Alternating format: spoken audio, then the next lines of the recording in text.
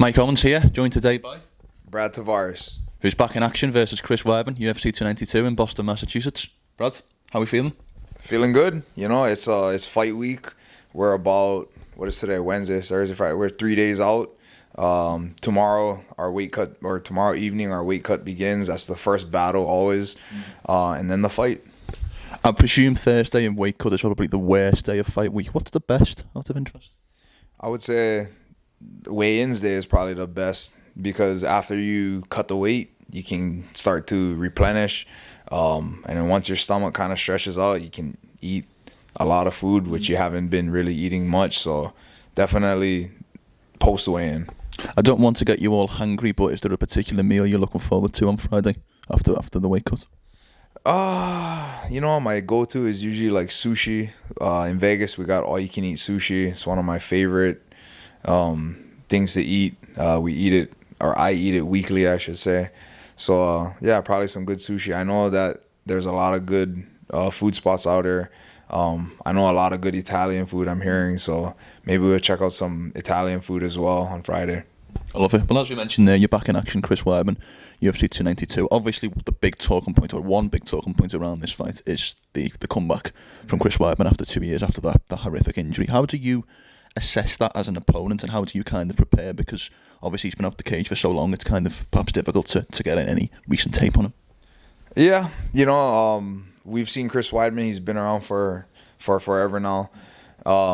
So we kind of see know what to expect. But I always say this. I always go into every fight like, yeah, you want to kind of know what to expect from your opponent, but you also want to be able to adapt if they completely change it up. You know, he's been training with Wonder Boy. Maybe he comes out and does karate, and you know, maybe he's a karate fighter now. Who knows? But if that's the case, we'll adapt. So I don't look too heavily into like only focusing on one thing, like, oh, I know this is what he's gonna do, and get stuck in that, you know. Like, it's a fight at the end of the day. Crazy things can happen, and they will happen. So you got to be able to just adjust on the fly and adapt to it. You're going to tell me, I don't want to give away my game plan, Mike. I'm maybe not going to answer this question, but how much of your attack is going to be focused around that potentially compromised ankle/leg? Zero. You know, like, I'm not. The way I see it is, and the way that anybody should go into any fight, is expecting the best of the best of somebody, you know. So he's coming back. He's confident in his leg, which, hey, you know, props to him, whatever. But I'm not worried. Like, it's not a focus to me about his leg. That's for him to worry about, his leg and how that's doing. My job is to do what we, you know, have planned as a team to do, and go out there and execute. 100%. I watched the countdown a couple of days ago, and I saw your segment where you were biking through the Las Vegas desert. Now, I've got Coach Eric over there, so he mightn't like this question, but what's more difficult, doing a bike ride through the Las Vegas desert or a sicko Saturday? Sickles for sure. 100% sickles. But both of them are fun in their own way, you know. And the bike riding, like, yeah, there's hard parts to it, but I do it because it's fun, you know. Like, I wouldn't be riding that bike if it was just miserable the whole time. You know, you work, but it's work that I like. Like, I like that grind of it, the climbing, the uphill. And then you get instantly rewarded with the downhill. So it's win-win.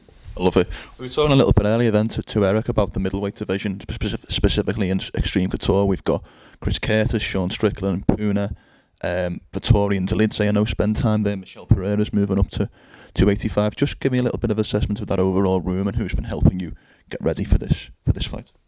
Yeah, we got a great stable of guys, you know, and I couldn't be happier, because I remember there was a time when I was like a tweener. I was an in-between. Like, everybody was either 170, 155 or bigger than me, 205 or heavyweight. There wasn't a lot, or any 85ers. If I'm like, now I'm trying to think about it, there wasn't any.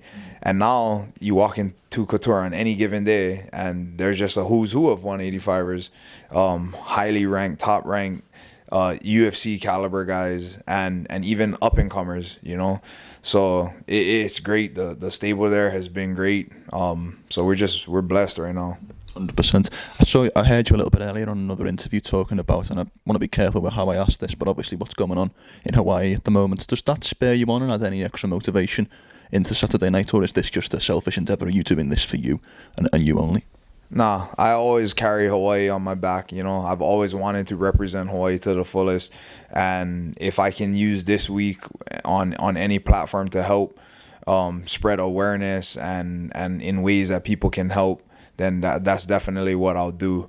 But yeah, that's always on me. That being said, you know, I do have a job to do Saturday night, and at the end of the day, I cannot let any like, it's sad what is going on. So I try not to let it get me down in a way. I try not let it be negative. Let it be positive, right? Like let that be fuel to my fire, and put on a show for everybody and for the people back home.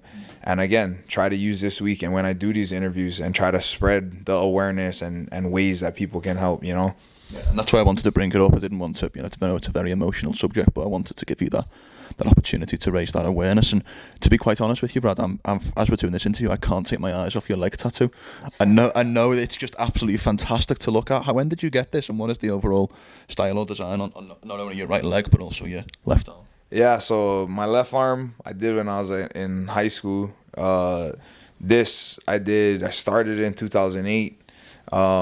And then we did like up to here, and then it went 10 years until I could relink with my tattoo artist.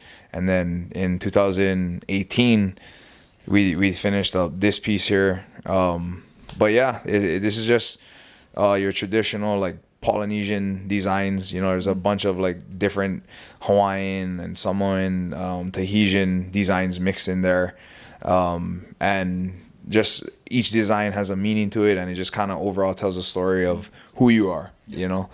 100%. Last one from me, because I know you're a busy man. What I would like you to do, and you can be as brief or as detailed with how you answer this, I would like you to give me a walkthrough of the perfect day on Saturday. So what happens when you wake up in the morning to when you go to sleep at night?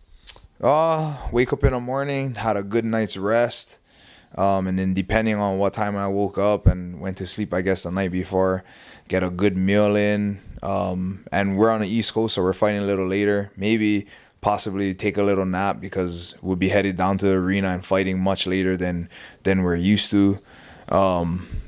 We warm up, we go out there, and we get our hand raised and come back, celebrate with the team, you know, just get some food, relax, jump on a plane, and go back home, see my family. I love it. Brad, thank you so much for your time today. I really appreciate it, especially so close to the fight. I wish you the best of luck for fight night, and thank you once again for your time. Thank you, brother. I appreciate you. Thanks.